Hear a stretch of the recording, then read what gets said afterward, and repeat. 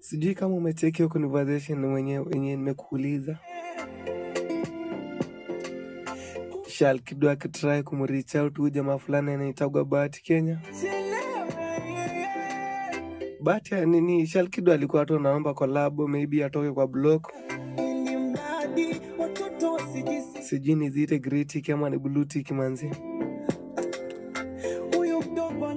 Inaumaga sana manzi wakati mtu anakureach out na kuomba msaada. Alafu sasa ni yetu mtu anakuwa hayuko tena kwenye hii maisha tunaishi. Hivi basi ndo una expose the way ati alikuwa alitry kukuomba msamaha ukamnyima.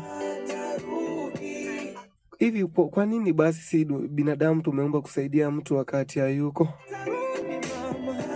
Kama unapenda mtu simsaidie wakati yeye mwenyewe ako uhai.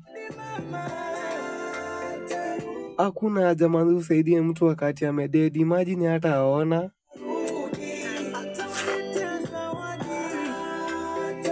Hivi basi Bahati angepatiwa jamaa collabo, angefanyika nini? Like nini ingehappen manzi?